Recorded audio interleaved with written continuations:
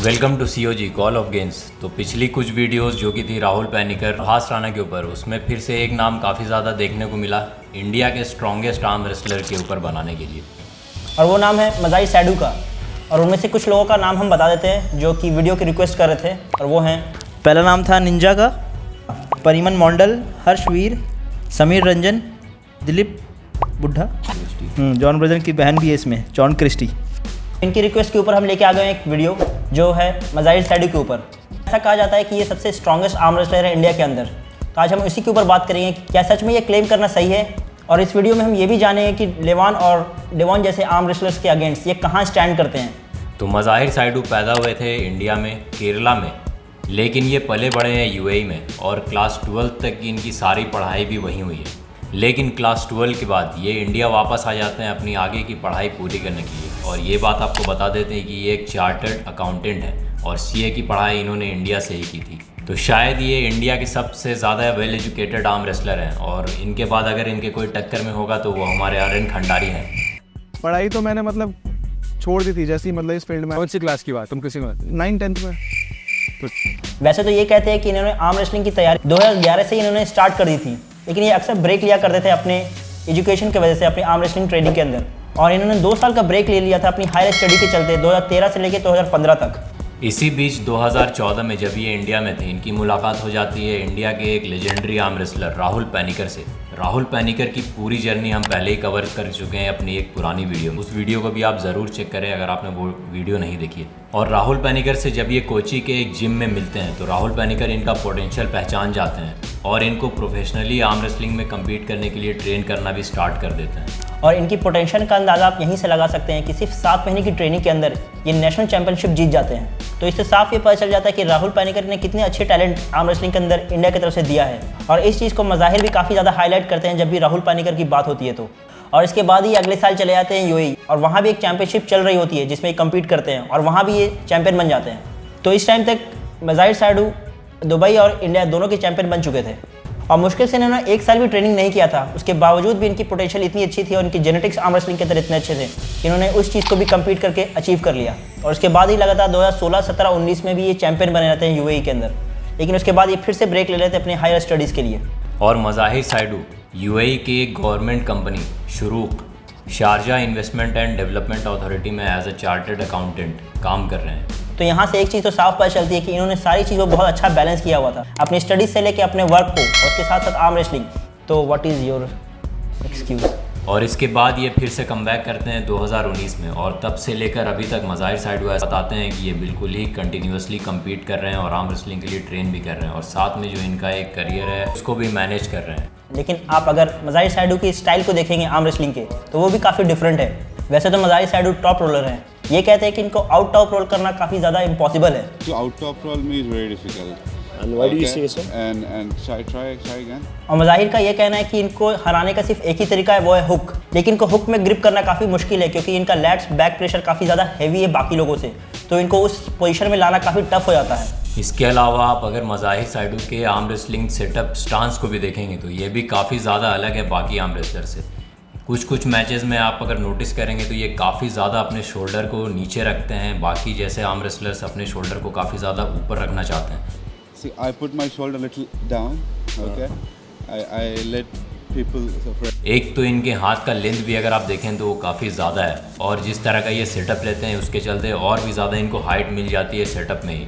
इसका एडवांटेज इनको काफ़ी ज़्यादा ही मिलता है टॉप रोल करने में अपने अपोनेंट्स को। लेकिन अब हम बात कर लेते हैं इनके मैचेस के बारे में।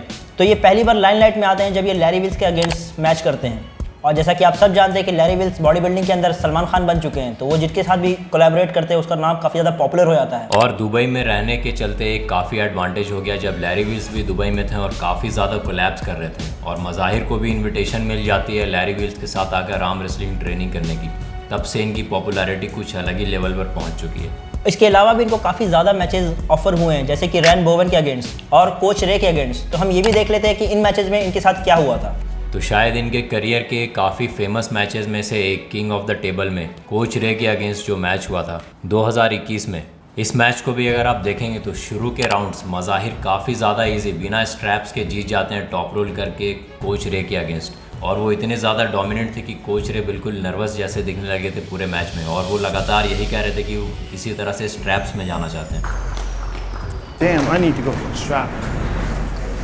लेकिन मज़ाहिर की वीकनेस जो आगे आपको रायन बोवेन के भी मैच में देखने को मिली थी वो ये थी कि इनका इंड्योरेंस काफ़ी ज़्यादा कम था, और शुरू के कुछ राउंड्स जीतने के बाद मज़ाहिर आगे के सारे राउंड्स हार जाते हैं कोच रे के अगेंस्ट। और एक तो ये मैच भी काफ़ी ज़्यादा कंट्रोवर्शियल हो गया था फाउल्स के डिसीज़न को लेकर। इस मैच में इतने ज़्यादा रनिंग फाउल्स हुए थे कि खुद प्लेयर्स और रेफरी भी बिल्कुल इसको समझ नहीं पा रहे थे कि किस तरह से इसको हैंडल करना है। लेकिन ओवरऑल रिजल्ट यही हुआ था कि मज़ाहिर इस मैच को हार गए। और नेक्स्ट इनका सबसे फेमस मैच जो हुआ था 10 नवंबर 2023 में, वो था रायन बोवेन के अगेंस्ट। और जैसा कि आप सब जानते हैं कि कितना तमाशा किया गया था ये आर्म रेसलिंग के ऑर्गेनाइज करने के टाइम पे, ढोल नगाड़ा जैसे लग रहा है अम्बानी की शादी में मैच हो रहा है।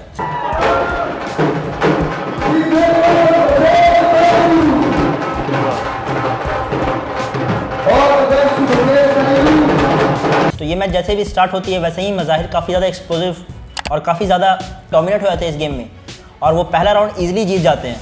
लेकिन जैसा कि हम सब जानते हैं कि इनकी एंड्योरेंस उतनी नहीं है कि ये लंबा मैच खींच सकें।